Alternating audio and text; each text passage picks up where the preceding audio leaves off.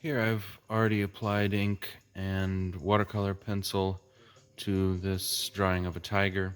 Now I'm going to add water and use this water brush to spread the pigment around, and we'll see how it goes. This is always a scary step, but it sure makes the whole thing pop. So here we go. I'm gonna spread water around. It's gonna look crazy for a while. It's always scary. It feels like it's gonna destroy the whole thing. Now I go in and I just kind of spread the pigment around areas where it needs. Right here in the nose, spread all that around. See that I've made a mess in there, but it'll all work out. There's a big red glob. Okay, now I'm gonna go around the edge of the old mustache, or whatever you want to call it. The snout. Jaws, whatever. Jowls.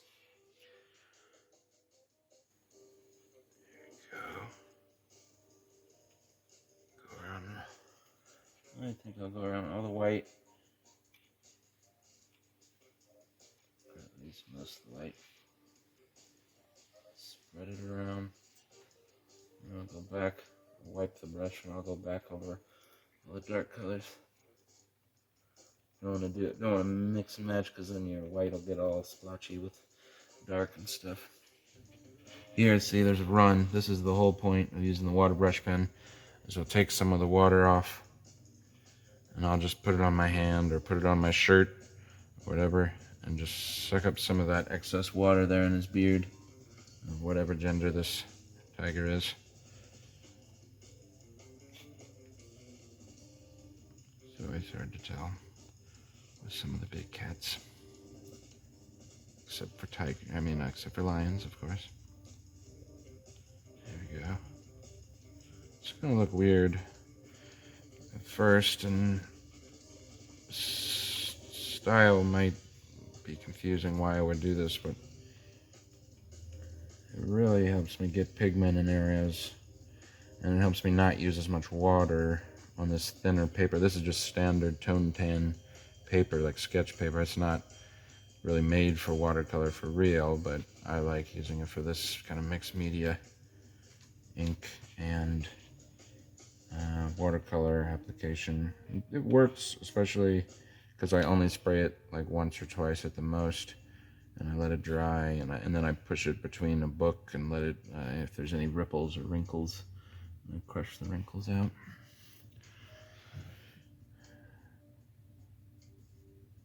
Okay, so yeah, this is gonna look weird for a little while, but I swear once I go back over it with the next step, it's gonna look good. It's gonna look good. This is really gonna turn out good, I think, as long as it doesn't get somehow ruined in the process.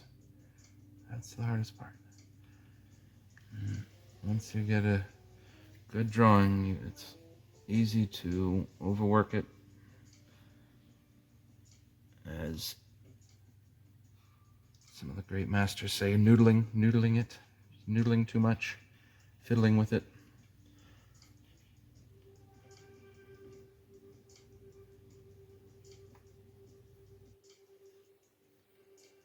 Oh, I see there's a big glare, but I'll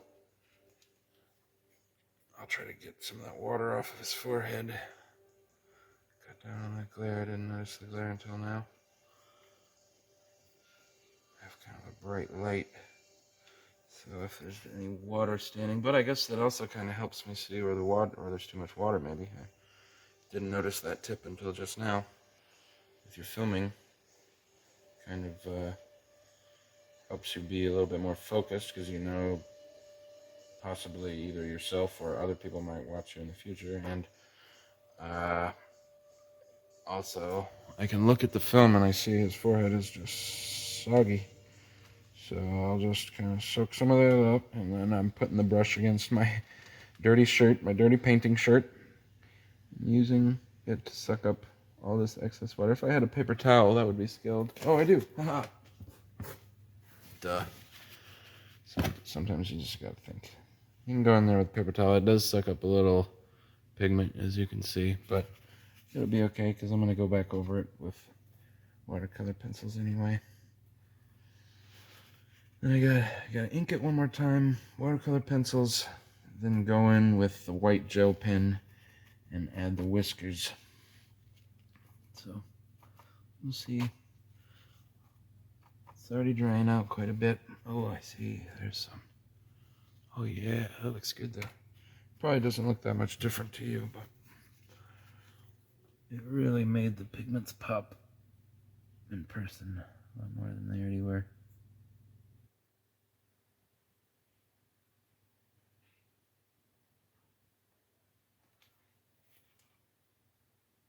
This little lip sticking out through the fur. He's got little black splotches in his little beard. There's all the dots. I'll have to go back over those with ink. He's got a little dark area right above his pink nose. And he's got a little dark area, so sometimes I'll actually, this is a weird little tip, I don't know if you can even see this, but I'll just get some water on my water brush, and then I'll go to the darkest blue here that I have. I wonder if you can even see, and I'm just kind of touching the tip of it, and then you get all this pigment in your water brush here. And then I'm just gonna go around some areas that need a little shadow. It's gonna look weird at first, but I'll spread it around. And after the ink goes in there, and after the next layer of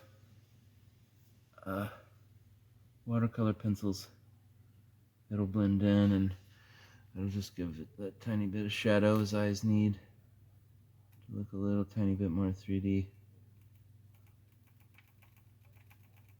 looks really weird right now. I don't really like how that looks. But trust, have the skills to pull it back from the edge. Sometimes, as an artist, you just have to trust that, yes, it looks weird right now, but yeah, it'll come back around and it'll look good again one day. Maybe not today, or maybe this drawing, doesn't work out, but maybe learn from it, and next time you won't make the same mistakes, and you'll try to fix them. I'm not saying specifically any mistakes right now, but just as a general rule, you're gonna make mistakes, and it's just gonna happen. While it's wet, you can go in here, you can add texture, or you can just add really bold pigment with the wet, while the paper's still wet.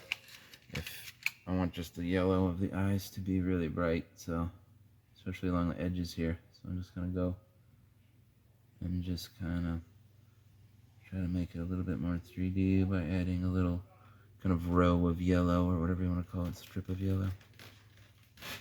And now I'm going to do the same with the green.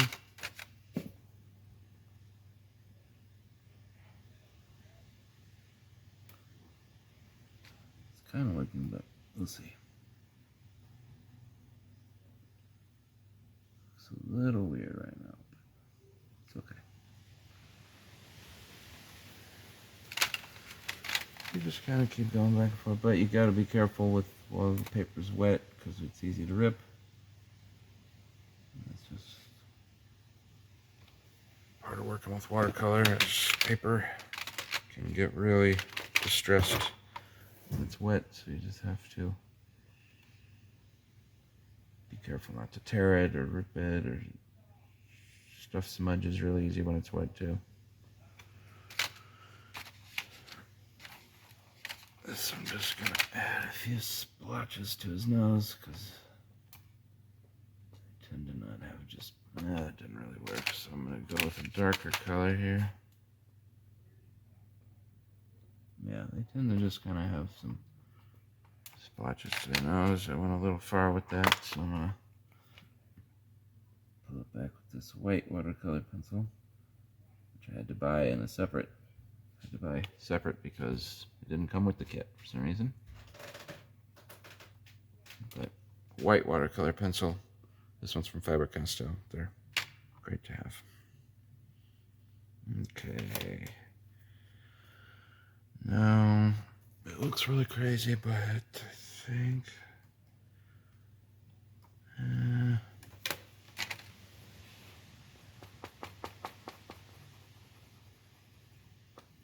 It's still too bad. So I'm gonna take a break, walk away for 5-10 minutes, put something heavy on it, like this, and this, keep the wrinkling down. It did buckle pretty good, but it'll be fine once I put a big book on top of it later. And there you go. I'm gonna pause and come back later. Okay, so it's dried. I'm gonna go in and ink it again with this brown Micron 05. Let's go around the places where I've already inked.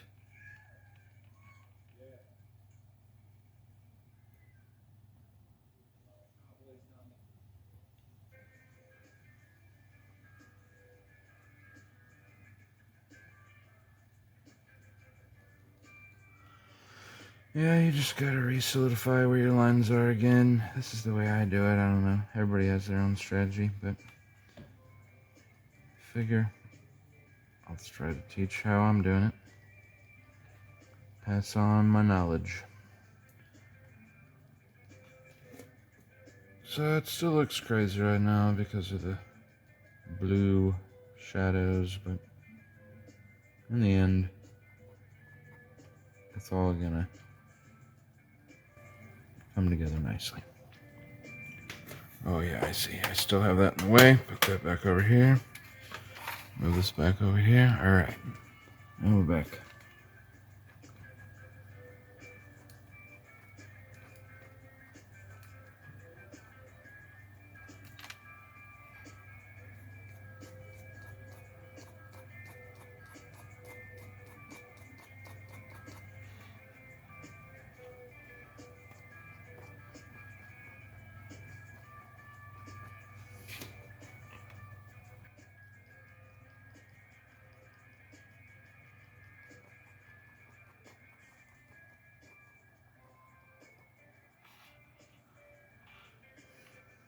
Leave in the comments any questions or why I would do this, or things like that,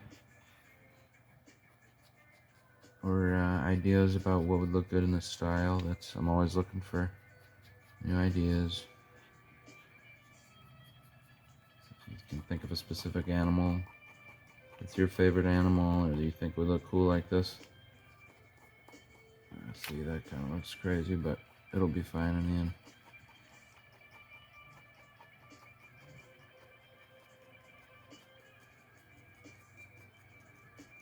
This guy's going into a guitar solo, huh? Coming out of one now, I guess. Just gonna jamming out in my basement. Just got this new light, so at least you can kind of see what I'm doing. Just figured it'd be a good piece to show off this style. Artists always ask me why I do this watercolor pencil thing. They're like, why wouldn't you just bring a watercolor kit? And I do use a watercolor kit all the time.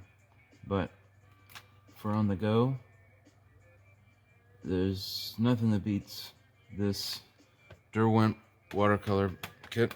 Look how far I've used this pencil. This pencil used to be huge, but I bought this whole thing for, I don't know, 30 bucks or whatever it was. Super worth it. This kit, 12 piece, and I've made hundreds of drawings probably. And then I take a water brush like this. Derwent makes them, or every brand makes them. You can get them from China for super cheap, but all different kinds, so you can find them at your local art supply store. And you just go over the top of the pencil, and it makes this huge bright colors come out. And if you use any kind of waterproof ink, like these Microns, or there's so many brands that do waterproof ink, you can either go right over it, or you can do it under, or whatever, and they don't affect each other at all. They have no effect on each other, so you can do it as many times as you want, and the effect is great. And you can sit there at a dinner party. You can put this in your pocket if you have some big pockets, or your purse, or whatever. or just bring it in your bag with your, whatever you're bringing to the party. That's what I do sometimes. I have my like sodas or whatever, and I just have my little sketchbook and my art kit here. Here's a bag of all my art supplies, and in it I usually have my water brush pen, and you can sit there at a dinner party and complete a whole painting, finalized painting, and rip it out and hand it to somebody. Or if you knew you were going to do that, you could even have a little frame in your friggin' car. That would be the ultimate. And you just finish a whole dang painting at a dinner party, of some guy's dog or just any animal, or anything, any sketch, and man, people will love that. People love to see that. So that's always a worthy attempt. Sometimes I don't finish it, but I'll finish it when I get home that night or whatever. But regardless, I like to, plus it just keeps my mind busy at dinner parties, and it's a good way to sketch or whatever. Is you can sketch it in pencil, and then you ink it with waterproof ink, and then you draw on it with any kind of watercolor, or you erase the pencil, the graphite, because otherwise it'll muddy everything else up. And then you ink everything, you watercolor pencil or watercolors or markers. If you have colored markers, that would work too. Copics or any kind of marker really. And that sinks into the paper, versus a Posca marker, which goes on top of the paper. I'm just kind of ranting here now. But, and then use either a water brush pen or whatever, and you can do a whole work sitting there in front of everybody, or and it keeps your mind busy like a coloring book would or whatever. Usually people don't mind at a dinner party. They don't think you're like ignoring them, because I can kind of talk and draw at the same time. But usually, as long as you're not just fiddling around and you're actually like drawing something specific like this, they would be more impressed than they would be offended, I would think. They'd be like, oh, okay, he's actually drawing, completing a finished work versus scribbling some random stuff. So that's my opinion on it. I don't know. Maybe other people think differently. I really think this is turning out nice. I'm really happy I did it this way, and I'm happy I chose to record. Oh, there's a commercial. Oh, different song. Oh, the end of a song. Fast forward. Here we go. Some crazy Japanese jazz, I think. I like any kind of jazz concert, or just like anything without music if I can help it. Not without music, without words. Those words sometimes distract me, but sometimes I'll watch, kind of like, or I listen to like audiobooks or little stories and things, and that's okay. But I just don't want anything that I have to watch the screen. I can't watch any kind of anime where I have to read the words, or any movie with subtitles while I'm doing art, because otherwise I can't look at my art, so I can't look at a screen and do that. So I like things I don't have to watch. That's why I've watched, Harry Potter a million times, or anything with funny accents, any old British movie, Pride and Prejudice, or it doesn't matter, any of those old British movies where they just all have interesting accents and dialects and things. That's great to listen to when you're doing art.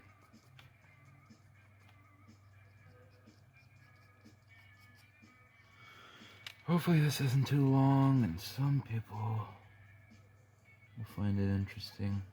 Should be relaxing at the very least. It's really just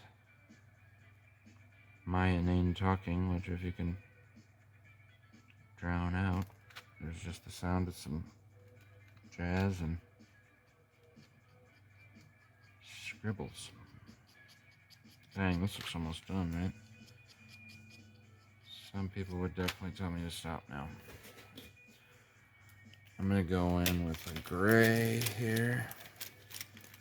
I have a gray ink pen, and that'll help me cement in place where all these whisker dots are without being too crazy permanent. If I really had to cover one up, if it was out of order, I could if I had to. But I think these will work. You just kind of try to show the 3D-ness. That's what I always try to do, is just some kind of curve. That's how most whiskers work. Or at least on the big cats. It's far. I haven't checked all the small wild cats yet, but I think they all kind of have this pattern of where it's just kind of like a, I don't know what you call that, where they all kind of swoop in like that. I don't know. It's kind of like if you put dots, the same size dots. No, I think they are bigger on the outside. So you just kind of put, like if you got a little balloon and you put little dots on one side and then you went all bigger out to the outside. That's kind of how they look like to me. They're two little poofy balloons, and up close to the mustache, or you know, where the little lip hole is, whatever you call that, right there. I should know what that's called, but the little thing between their nose and their lip here, where their mouth opens. From there, they're smaller. They're little small holes like this, little dots, and then they get bigger as they go out from there. That's what I've seen in photos and in person, I guess, of big cats. See, this ink pen is running out, so this one's the last go, and I'm gonna have to get a new gray ink. Yeah, this is gonna work out great, dude. I know it looks weird, but see, and then now I gotta come in with the old white. This Jelly Roll. I got two sizes. Oh, I left my third one somewhere else. That sucks. I don't know where it is. And then I also have this, which I sometimes use, which I filled a brush pen. This is an ultimate trick here. Filled a brush pen with white ink. And it works crazy good, but the thing is it waters this paper down a little too much, so I don't think I'm going to use it today. But on watercolor paper, man, you can almost get like this kind of blue back to this kind of white with this kind of just white, pure white ink. Like, I think it's maybe Liquitex white. I don't know what it's called. Oh, it's right across the room. I'm going to go run and see it. Hold on. I know this is weird. Here we go.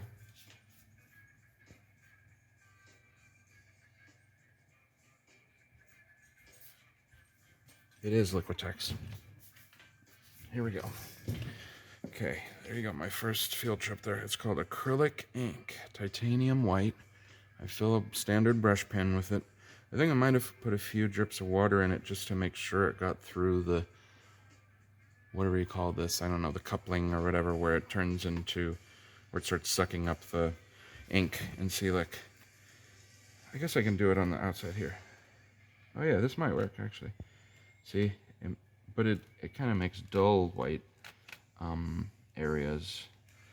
Like, it would probably actually work pretty good in here. I'm gonna just, we'll see. Oh, I don't know if I like it or not. Well, we gotta commit now, right? Oh, no, I don't like it. So we're gonna try and get back from, oh yeah, we can get back. There you go, see. That's one thing I like about it, is it's, oh, but it does get all over your hand. Okay, so I won't use it today, but as you can see, it would be useful if you had a wide area you wanted to fill with white and paper that could accept it. And what I'm thinking is to get a whole friggin' set of different color inks like this and a big old piece of paper and just go crazy with big acrylic ink. That's what I'm thinking about doing. I already did it with a black one and a white one, so I just got to get the paper and set this camera up to film against the wall, and then maybe I could do like a 3-foot version of, or maybe even I could just do the same thing, 3-foot. That'd be interesting. Thinking out loud here, thinking out loud. All right, back to it. As we said, we're gonna add white. Okay, hopefully this isn't too rambling. Someone might listen to it. Who knows? if you listen to it, comment that I'm not a crazy person, or that you're a crazy person like me, or whether or not I should shut the heck up or talk more. This would all be good notes. Oh, sometimes you go over the line, and it's okay, because later you can go back over it with a darker ink. That's what's nice. You can kind of go back and forth. It ends up happening. As you can already see, that kind of just like completed the whole thing. I mean, now what I'll do is I'll take a little bit more. I get a little bit of water. Oh, I was doing the Dumb and Dumber where he sprays Banaka out the side of his face instead of spraying it into his mouth. He sprays it out there. And Dumb and Dumber. I just did that. Okay. Now, this is the ultimate trick here. This is kind of a thing I've been doing recently, and it really adds just this extra thing. I almost don't want to give away this little tidbit, but you just take a little crazy bit of blue watercolor, real bold blue, and you put that on top of the very top of your white highlight, and it makes it look like he sees the sky or whatever. And if you do it just right, it kind of works. We'll see if it worked. It might have went a little heavy this time, but it makes sense because I was talking. Oh yeah, I did go too heavy, but I'll go dab another dab of white on that one. It'll save the whole thing. Here we go. Boom. Boy, I gotta let that dry. Gotta let that dry, but I'll fix that one. But you can see it kind of, I don't know, fakes the sky or whatever you want to call it. It just kind of. Oh, shut up, YouTube commercials. Okay, here we go.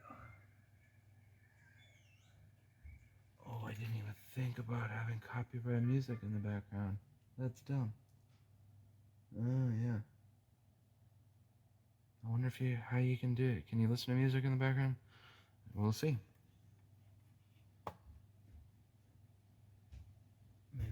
Maybe I'll have to cut the audio and do a voiceover track if they don't let me do this one. Here we go. The little claim and the lip. Like a little bit more. There we go. Shouldn't have put my finger on it. That was dumb. Sometimes I'm afraid it's too bold, so I like dab my finger on it real quick to kind of quell how extreme it's going to be, or I'll kind of quell the edges of it. But there you go. I think that might work, especially if I go back over it with a few more strips of black.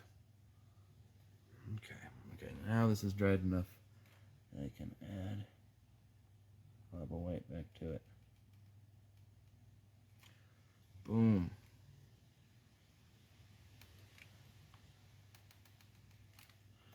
Boom. Okay. I even just need a little bit more.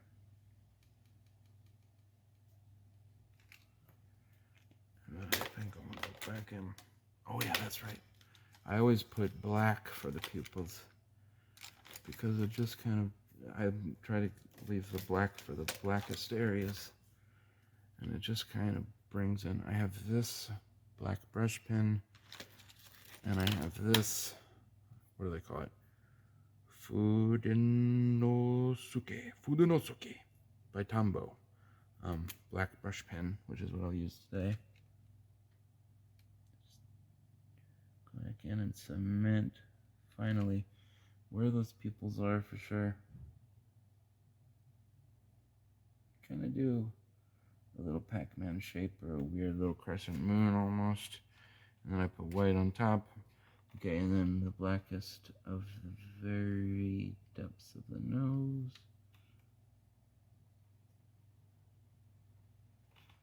This little lip part is definitely black in the photo. The darkest areas there. People say don't use black, whatever. Use what you want to use. I think I'll go black on just the top eyelid here, just to cement that finally in place. I'd probably mess that up, but it'll be fine. Yeah, I definitely weirded that out, but it's okay.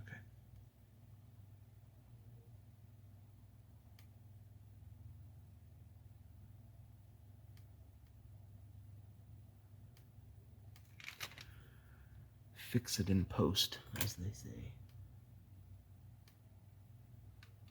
Which is a film term, which has nothing to do with this. But you know, kind of fix it on the next pass. How about that? Fix it on the next pass. That's probably a better art term. See, I just messed up right there. But it'll be okay, because I'll go back over it. I'll fix it on the next pass. I'm not used to working this far away. My face would be right where the camera is right now. So I'm kind of getting used to working with this dumb light right in my face. I need to stop with the black. Okay, here we go. Yeah, I think I already went a little too far with the black, but it'll be fine in the end. Now I might as well do a little tiny bit of grays here. Right around the eyes. Get this shadow.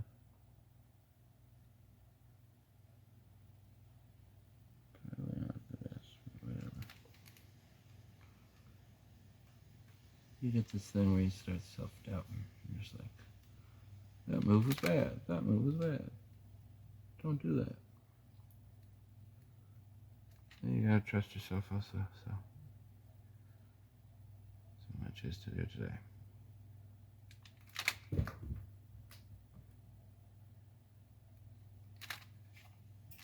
I know in the end it's gonna look pretty cool. This was basically almost, because it was brownish black in the photo. You know, dark chasm of the ear. This kind of, there we go. Maybe that worked, who knows. Self-doubt.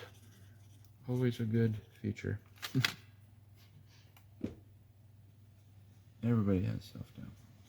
Every artist does. You're like, oh no, was that the stroke that ruined the whole piece?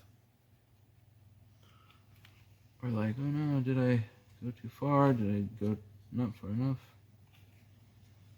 And that's okay. You just live with it and go with it. And there's no real answer. What you did is what you did. And that's what you chose to produce, and that's okay, whatever it is. So just go forward with that knowledge that it's okay to create whatever you want to create. I mean, unless it harms others, I guess.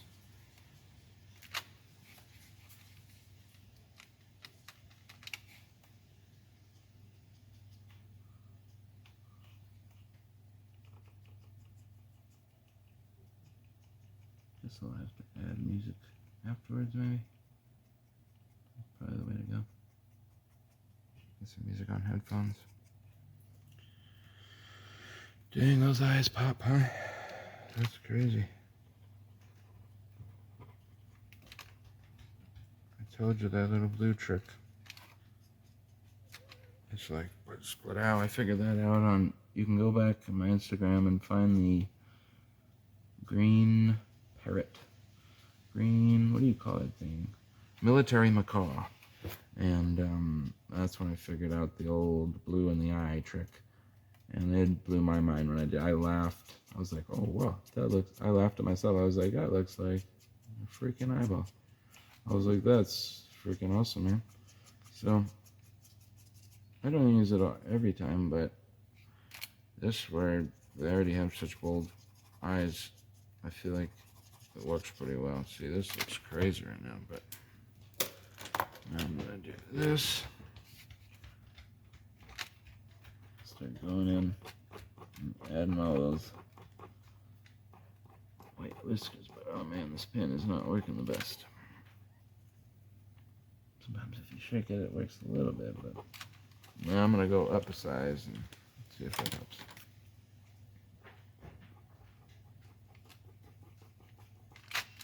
There we go. Once again, this is going to look crazy until I add the next step. It's just kind of a back and forth where you think it looks good and you think it looks bad and you think it looks good. Oh, my dog Theo just knocked open the door, so see what I'm doing. Hey, buddy. Wish I could pan over easily, but I don't think I can. Oh. Here you go. Let's see what happens. Oh, dang. He didn't stay long enough. Oh, no. I dropped my pen. Let's see. Save it with a finger. Just dab it up. Okay, let's see. Looks crazy, right?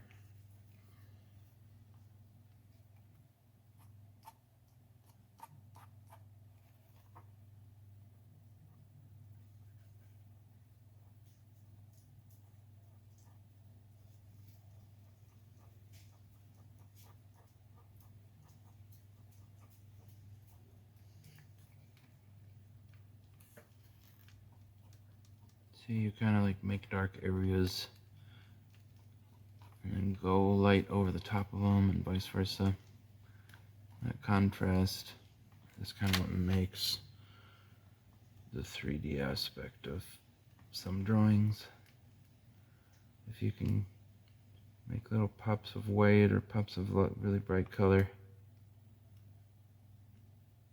it just kind of draws some things forward, other things back. Like this, I remember there was a dark area here. I'm going to see if I can do it with this gray. Oh, Theo's just sleeping by. It's beside my desk here.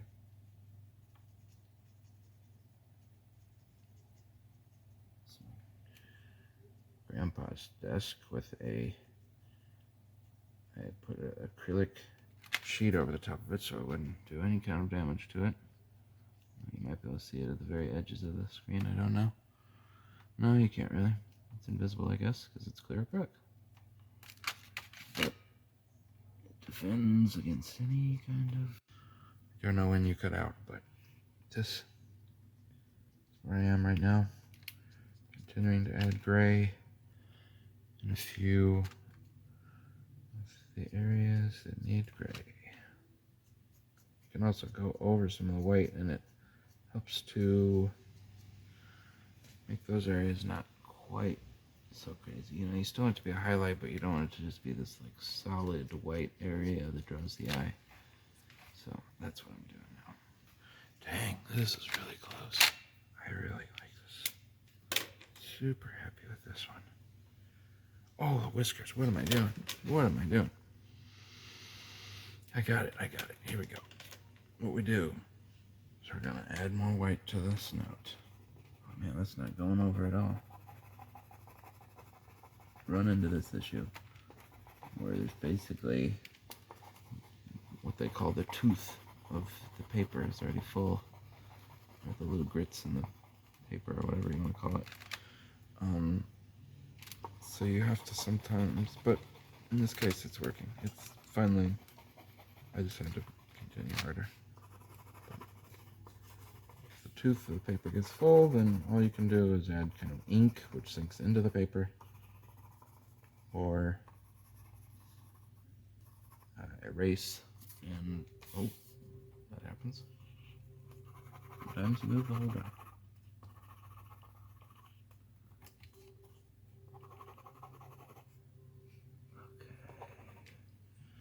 Dang, man.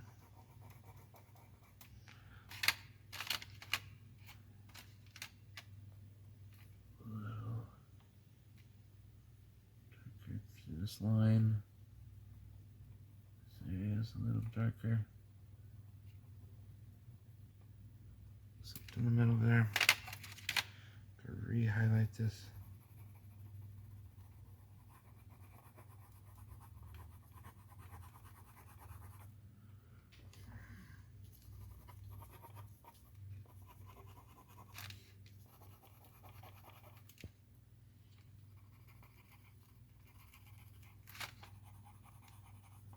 There you go. Just trying to solidify. I try to make marks in the direction of the fur. That's a tip I've learned, definitely.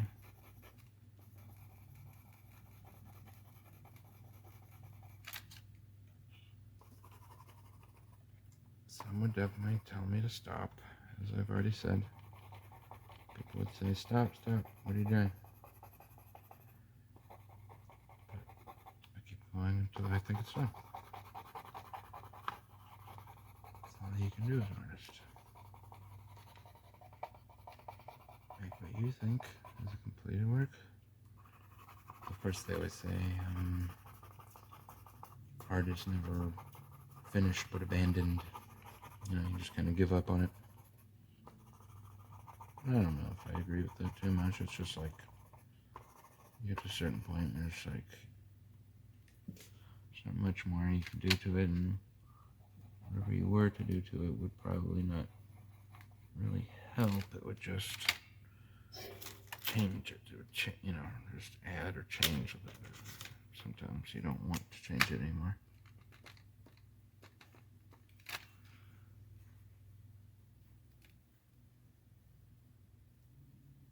Just keep getting that line because I don't want to lose that nostril. I think that's the key. Same with this. I don't want to lose this lip and this lip. Yeah, I wanted to go back over there. There you go. That's the lip. That's hair curling out from the lip. Go and add a little bit more definition to this curve. Hair, you know, this is the way the hair is growing. Same with up here. All the way up, kind of. Now, I think it might finally be time to add the whiskers. So I always kind of check my pencils or my marker somewhere else, and it looks like it's running good. So here we go. I'm gonna look at my photo of the tiger one more time to see where the, okay, yeah, they go every which way. Now, this is where people are gonna think I'm crazy here, so we'll see.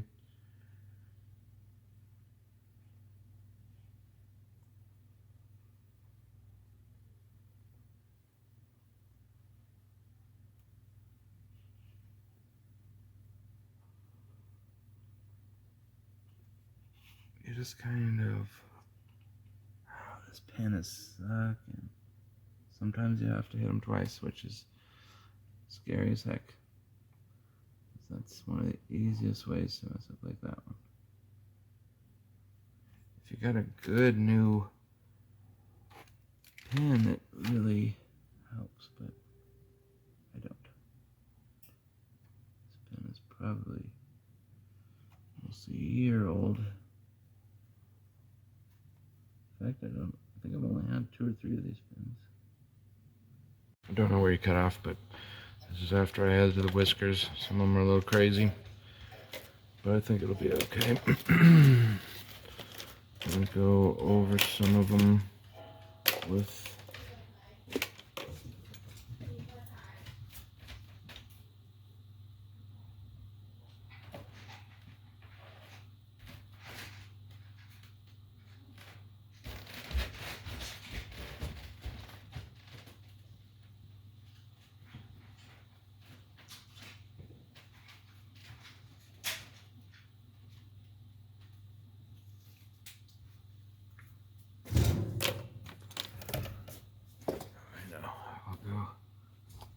try to do this with a black wing. Sometimes this black wing, Stedler black wing, black pencil, it's like the black, most darkest standard graphite pencil, I think is what it's billed as being, I think. So anyway, I think here's the final piece. I might do a few more little adjustments to it, but this is basically what it looks like. Zoom in. Hopefully it refocuses. Okay, it does.